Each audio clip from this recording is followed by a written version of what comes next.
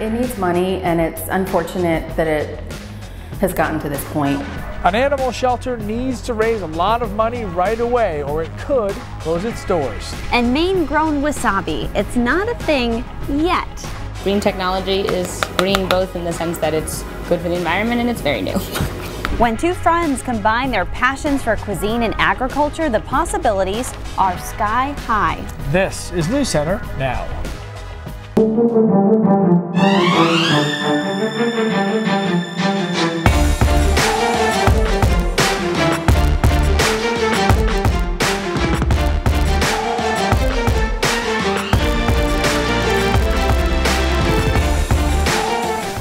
Governor LePage is back at the Blaine House this evening after staying overnight at a Bangor hospital. Good evening, everybody. I'm Lee Goldberg. And I'm Lindsay Mills. This weekend, he was visiting family in New Brunswick, Canada, when he complained of discomfort and went to a local hospital there. What happened after that was an hours-long journey to Eastern Maine Medical Center in Bangor. News Center Maine's Dustin Lakowski is in Augusta, where we've been told the governor is doing much better. Dustin, what do we know about what actually happened to Governor LePage?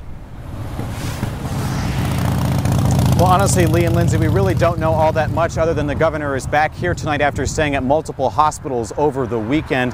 The governor's office nor his family, who we've been in touch with over the weekend really since last night, have not told us much about what actually happened to him that led to those hospital visits.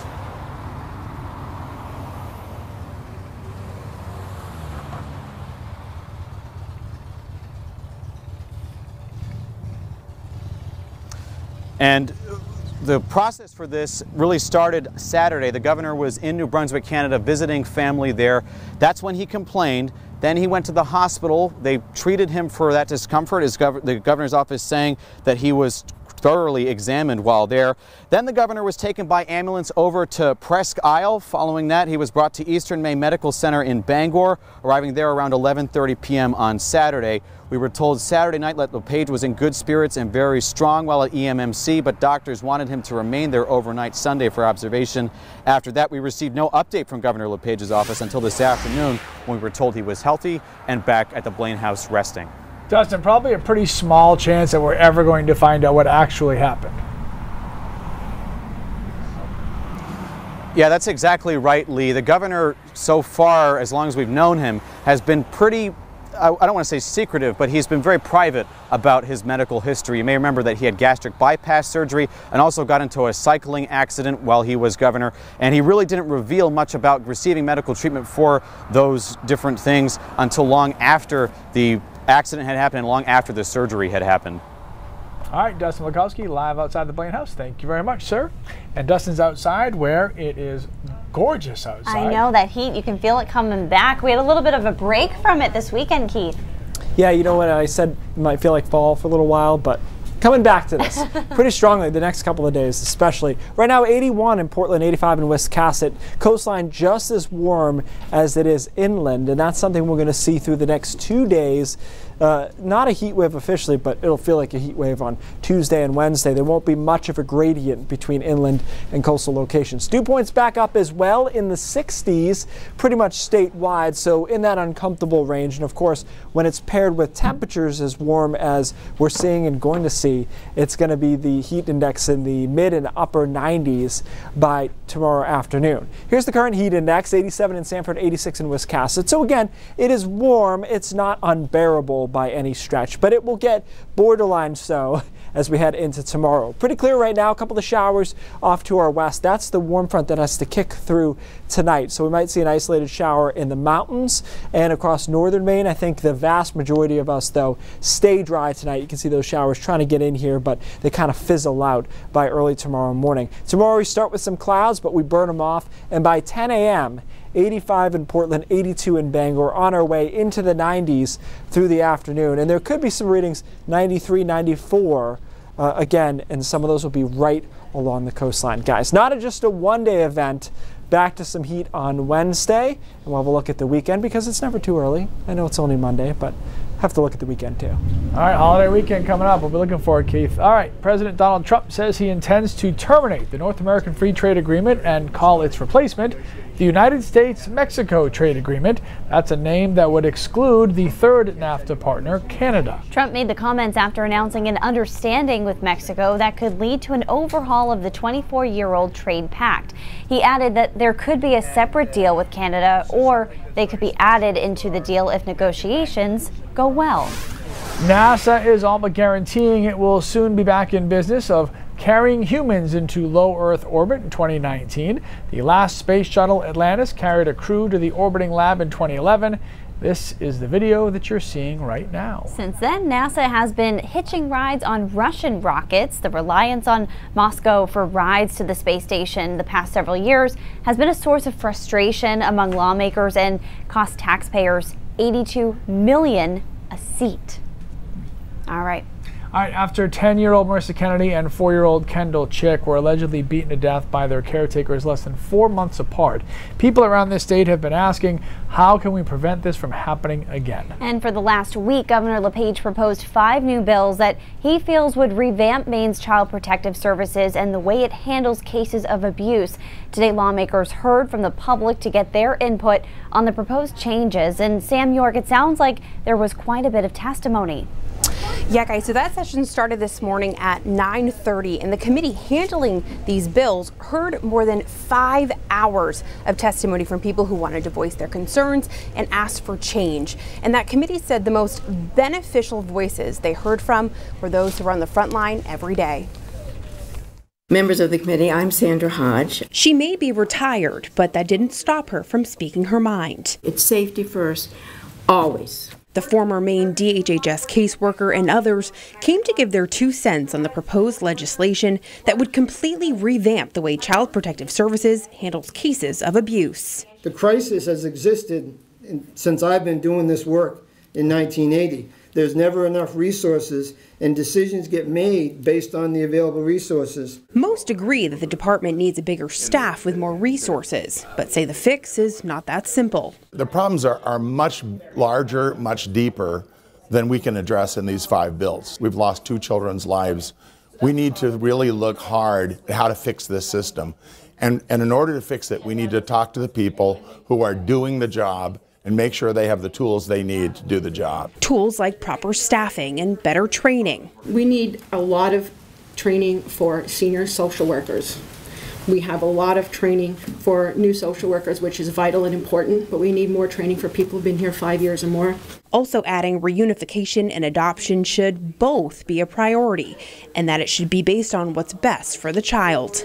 As it is written, this bill could lead to frontline practices that are not evidence-based and could decrease the number of families who are able to rehabilitate and safely raise their children. Now it's up to the committee to decide how to move forward, leaving Hodge and others hoping for positive change. If the services provided continue to be provided in the same way as now, nothing will change for the children and families in Maine. So now that the committee has heard from the public, they'll have some time to revamp those bills, and then come Thursday, they should be voted on. Guys, back to you. All right, Sam, thanks. Maine women who own businesses are topping the charts when it comes to a new national study. This is pretty cool. Annual State of Women-Owned Businesses report comes from American Express, and it shows that women in the Pine Tree State are leading in 2 different categories. 1, job creation, just over 74%, and 2, revenue growth at over 286%. Yeah, the data is from 2007 to 2018. The report also shows over the last year alone, there were more than 1,800 new women-owned businesses added per day across the nation. So the timing couldn't be better for 2 women taking on a new business venture in Brunswick. Yeah, these 2 have traveled the world for their careers, one in the restaurant realm and the other all things agriculture. At one point even they were in Paris at the same time for their respective studies, but now they're putting down some roots, literally. We were friends since I can remember friendships. So, since we were very, very little. At Tao Yuen in Brunswick. It's a very herb-heavy dish. Owner Kara Stadler's got a lot more cooking than this summer menu staple. And she has help from her childhood friend. Kind of a dream come true for me. Behind the restaurant, construction is underway on the home base for Canopy Farms. Sort of look like dark dungeons right now. In the basement, pools soon to be filled with water and eventually rainbow trout. The main level, a commercial kitchen and cafe, and up to the roof. Plant beds are assembled and almost ready for soil. This will allow us to have produce that is immediately available to us all year round. That's the aim of aquaponics. Aquaponics, it's growing fish and plants on a loop. Piping connects the water from the fish tanks in the basement to the rooftop greenhouse. Fish waste provides nutrients, and then the plants filter the water for the fish, so we can use less water because we're recycling it all the time. The space has the potential to grow everything from leafy greens to produce that's a little more exotic. Maybe lotus root, potentially wasabi. The produce will be used in the Canopy Farms Cafe or at any of Stadler's 3 restaurants, Taoyuan, Bao Bao, and Leo. And her business partner for those? Her mother. One could argue a mother-daughter combo is risky business, or running one with your best friend. I mean, I work 80 to 100 hours a week, and so I spend a lot of time with the key people in my company. But Stadler says she wouldn't have it any other way. Let's be real, because chef life is crazy, and so is a farmer's life. Like, they're 2 of the most difficult jobs, and we only do them because we love them. Otherwise, we're crazy. And when it comes to their successful Kickstarter, they nearly doubled their $25,000 goal well ahead of tomorrow's deadline. An official opening date has yet to be determined, but Kate and Kara are hoping it's soon. Really cool story. I know. It was really very interesting climbing up all those stairs and great view from the top. Yeah, I would have gone just one step, maybe 2. Yeah, Sorry, got my exercise in that day. My Fitbit was loving me.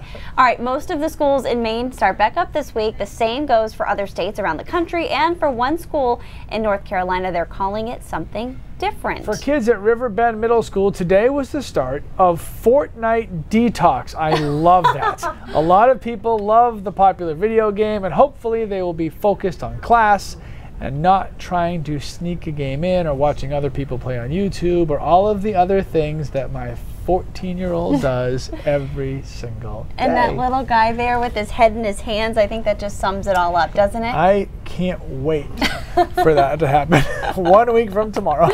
Very good. Okay, coming up, see how all of you celebrated National Dog Day over the weekend. Obviously, and a Maine Humane Society is in desperate need of some money to stay open. We'll tell you where and how you can help next on Now.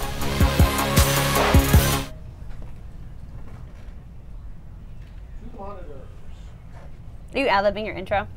Yeah, is that okay? Yeah. Okay.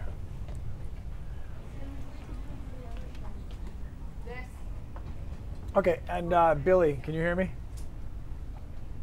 How is everybody?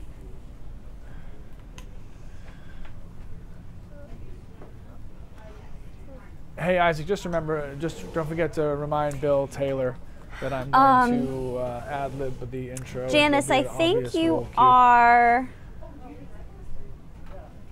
Janice, I think you're reading the description to our live stream tonight, and those are all separate stories. So the Maine-grown wasabi one has to do with, it doesn't have to do with a bill.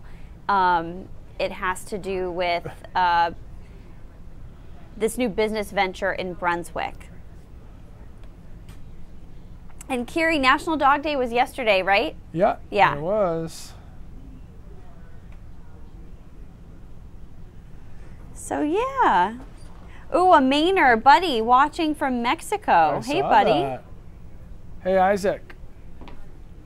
Robert wants to know what foods we tried while we were in Bangor.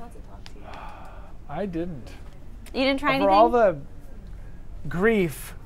I know. I was trying to think of a PG word. I tried that the I was blueberry. given for food on Bangor. I didn't have any. I was in such a rush to get back here. When I have I had the blueberry something. Just want to remind you to tell Billy that I'm going to ad-lib the intro to my story. Okay. I had like whatever that blueberry stuff was that Zach brought on. It was delicious. National Dog Day this weekend. We went to Ales for Tales. Yeah? Tito and Lucy had the best time ever. Did they love it? Loved it. We actually ran into the woman who helped us the day we rescued Lucy at the Brunswick Coastal Humane Society. See, do they try to like take off, or do you have to like, hold on? Everyone's got to be on a leash. No, I know, but are they pulling you around the whole time? Because my dogs, it would not be fun for me. They were at the beginning. I'd be like the one dragged back and forth over the grass. They were at the beginning, and we thought it was going to be a long day, but then they calmed down, and they had their puppuccinos, and like it was fine. So many treats. What's a puppuccino? It's when they take a Starbucks cup and they put whipped cream in it, and the dogs eat it. It was a huge hit. I swear. National Dog Day was yesterday, and with this being an extremely dog-friendly show, we certainly had to see some of the pups in action. Look at those guys. Costumes are for dogs too, right? Sure, Love it. Tutus especially. All right, dog owners took some time yesterday to celebrate the furry part of their family, and of course we found those good Snapchats. Pretty cool stuff. So your dogs came from shelter, I think? Yes, both of them. Yeah, so I have 4 dogs. Let's not talk about that. And they came from shelters, and shelters are such an important part of our community. Obviously, we do Fetch Me a Home every weekend here on New Center, Maine, and it's a big part of so many different communities, and there's one in the Waterville area that needs your help. Here's why, and here's how you can help. The doors have been open at the Humane Society Waterville area since 1970. There are a lot of people working hard to make sure those doors don't close. It needs money, and it's unfortunate that it has gotten to this point. The want is for around $250,000 to be raised over the next year. The more immediate need is anything and everything. The facility is only 11 years old, but needs to be updated in some places and repaired in others. This shelter services 22 communities and has about 2,000 animals a year coming through the door, and a placement rate of 97%. While the immediate money is necessary to keep the doors open, the idea is to have a sustainable business model and long-term plan that has been lacking. It hasn't been the main focus and the major push that it should be, and it constantly needs to be. It's that building relationships with the community and big donors and businesses in the area and volunteers. It's everything all together. Word of the shelter's financial needs started getting out over the weekend, and in the first 24 hours, response has been heartwarming. We've raised at least $3,000 just with donations from individuals, just on hitting the donate button on Facebook, or a monthly gift of $15 on PayPal. It's the support and love that we've gotten from the communities has been tremendous. And if you want to see some more and you want to learn how you can help these guys out, there is a link to do that on the Now section of our website, so go check that out. Oh, that definitely, if you're a dog lover like we are, definitely tugs at your heartstrings. And cats too. Yeah. I got 5 of those. You got some to spare, right? Allergy. Okay, have you ever played that game, Cards Against Humanity? You know, the ones where you fill in the blank. It's kind of like apples to apples, but maybe just for adults, not so much the kids. If you think you could be a clever writer for that game, now is your chance. All right, can't wait to hear about that. And Keith coming back with his forecast against humanity. It's coming up in just a little bit. I take it you've never played Cards Against Humanity? No. Okay, then we need to fix that. It's actually been on the agenda a few times where with other couples, like, yeah, we totally need to do that, and it's just never actually I'll give it to you guys. Worked out. I have it. I got it in a Christmas swap one year with some Maine friends. Is that one of those games, I don't know, where if once you've played it once, like, isn't it just like you can buy additional card packs? Yeah. And then it like gets interesting. But yeah, once you play it a few times, it gets old because then you start getting the same cards. I mean, there's only so many different ways to be inappropriate. Right. I will say, when my family met Clay's family for the first time, we played it as an icebreaker. Wow. Risky move. Let's get to know you real quick. True story. But it was actually really funny. Some laugh out loud moments, and one of the cards, I won't say what it is because I can't say what it is right now. Had us all belly laughing so hard that it became like an inside joke. Okay.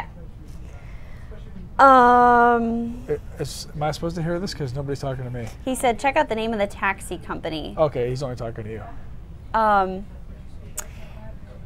that we ended up framing the card, and so the card that made us belly laugh really hard is now framed in our place. And if people don't know the story behind it, I guess it appears kind of strange. Kathy, you are correct. Husky would pull me everywhere. Hattie would pull me everywhere. Zion would definitely pull me everywhere. I can handle Maddox. He's the little one. Maddox is my fave. He wouldn't be pulling me anywhere. He would just try to pee on all the other dogs. Check this out. Oh. Guys, remember, tell your friends we're on YouTube Live, too. Tell your friends on Facebook to go to YouTube. Or you can watch both. Super aggressive. If you guys are looking for the governor update, we have a website article right now at our website.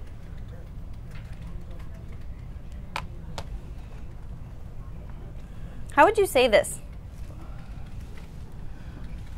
Paid. No, Hinomaru Katsu. Yay! Okay. Okay. Oh, thank you. Guys, we had so much fun at the American Folk Festival. It was fun. Good It time. was so much fun. Did you guys go? I did. We know that. Oh, yeah. What'd you try if you went? A first-of-its-kind taxi hit the streets of Tokyo today. A self-driving taxi trial started in the heart of the city. No, don't even tell Keith about this. Cameras and sensors detecting other vehicles and monitoring surroundings to help enable lane changing, and a driver sits behind the wheel just in case. Geez, you think? The vehicles travel at a set route that covers a 3-mile distance, and the fare is about $13.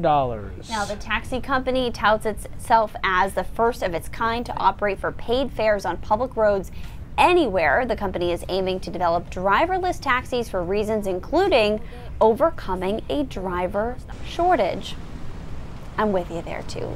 Nope. Not gonna happen. All right, have you ever played Cards Against Humanity and during the game thought of new cards that should be added to the game? I guess for you, Lee, no, because you haven't played it yet. But I do have good news for those of you that qualify. Cards Against Humanity is looking for new writers. If your cards are solid, you'll join their pool of remote contributors. You can make up to $40 an hour to come up with some new material. To apply, send Cards Against Humanity your best 15 white cards and 5 best black cards. Submissions are due by August 31st. Now, one color is for the category, you know, the one that you fill in the blank, and then the others, you have like 5 or 6 or 7 at a time, and you get to choose which one you want to fill in the blank with. Isn't the point of the game like to be like inappropriate for the most part? Yeah, it's so pretty good for inappropriate. kids. You'd be good at this. It's good for kids. No. Can I have my clicker? It's over there. It does the Says the advanced new end. dad. Would you let Luca play Cards Against How about Humanity? just trust me? I'll do Oh, it. Like no. a self-driving car. You can just trust me. By the way, how much money are you willing to bet that we won't have self-driving cars in 15 years? I don't have any, but I'll bet it. Yeah. You'll bet that we won't. We will not be doing self-driving cars. No. I'd put $1,000 on it. No. I think we are going to have Easy. self-driving cars. Easy. I think 1,000 we are too. easy. Yeah. Not that I condone betting in any way whatsoever. Totally Oh illegal. wait, it's legal now, isn't it? Entertainment purposes only. Yeah.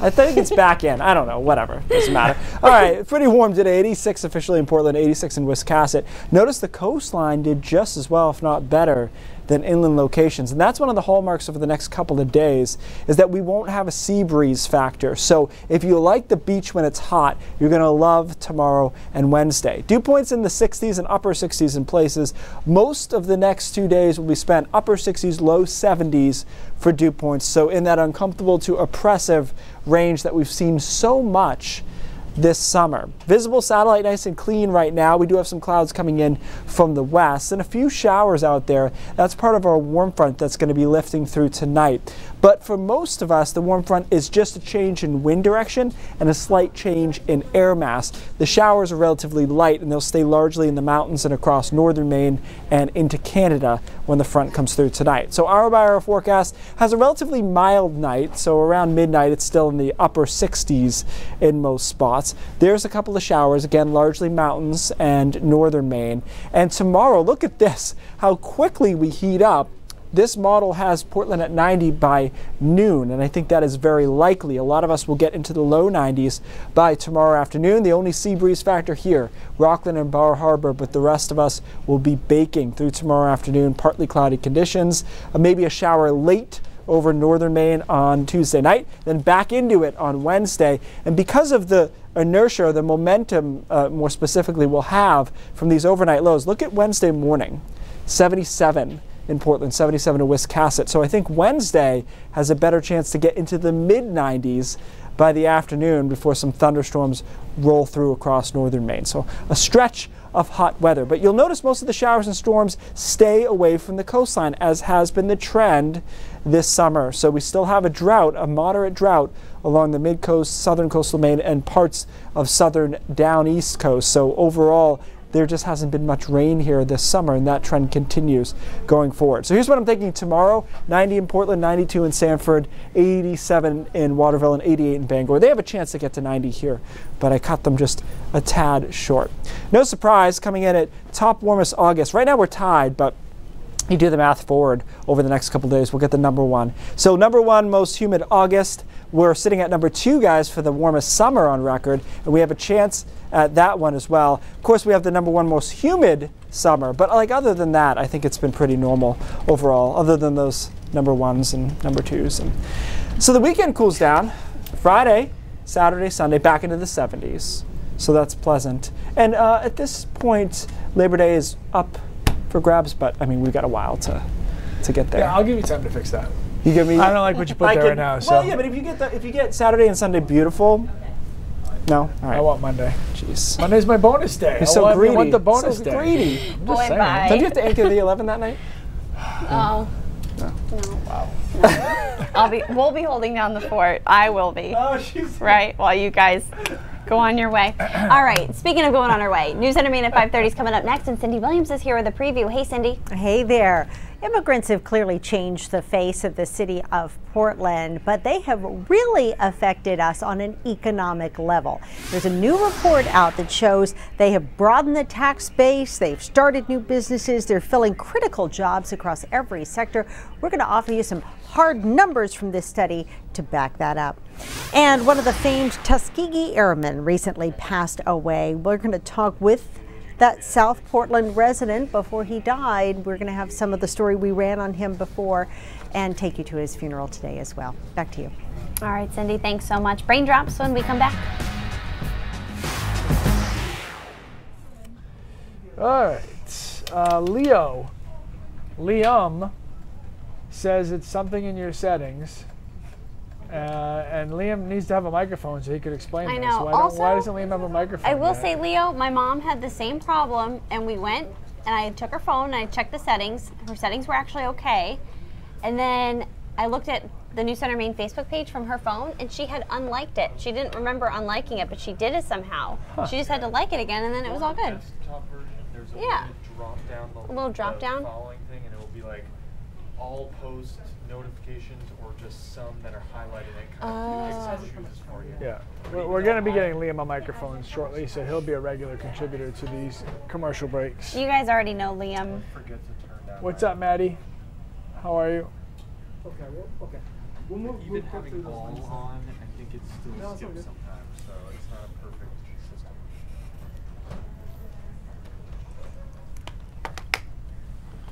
Oh, is that how it works? I'll do it. I got it. Give it to me. I got it. I got it. Nope. No, because you're going to complain about it. No, because I complain so much. Keith, don't I complain so much? You're a bit high maintenance. Always thought that about her. I went total deadpan humor in front of our Bangor constituents, and they did not get it. Because they were talking about you, and I was like, yeah, but she's not really much fun to work with. Like, she's mean. And I said it like that, and they were like, Who was it, at the Folk Fest? Yeah. Yeah. Yeah. Okay, Coco. What? This is how tall Coco is when he's at the monitor. Can we get those pants tailored? These are tailored. Most of them fit you better than this. This is the. I've lost a lot of weight. Have you? You've been losing weight? Since I first bought these pants. Yeah. I can't afford food anymore. So is that?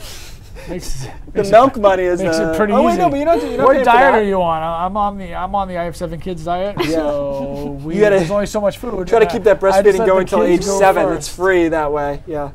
27. 27. Yeah. Luke is cutting his first tooth. Really? Yeah. Is he crying because of it? Not yet. Where is it in the front? Yeah. Top though, which is odd. Ooh, buddy. Okay, so this is the 1-year anniversary of Hurricane Harvey, which obviously was a big flooding problem. And this stat was known at the time, but 40 to 50% of the people whose houses flooded were not in the FEMA floodplain map zone. The reason I bring this up is because this really hasn't gotten much better. In fact, I just saw an article about how they approved this huge development on the west side of Houston in a floodplain still. And so it seems as though we're not really learning much from what happened. Floodplains, remember Lee, I did that whole story on them? Yep. They're the absolute low-end baseline for what you should worry about.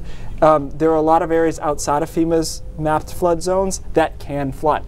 And I just keep drawing awareness this because Maine is a spot where towns and cities are fighting to get out of the floodplain officially, when in reality, even the floodplain maps don't cover us too well. Let's go to the next article if we can. I just want to show you, we might be loading. We might be on dial up here. But they basically filled in this land to put it a foot above flood level. It's just the pursuit of progress over Mother Nature, and usually we end up losing that one. So well, hopefully nothing like that obviously happens to that area again. So. No. Right. All right, learn though. News Center Maine 5:30 starts right now.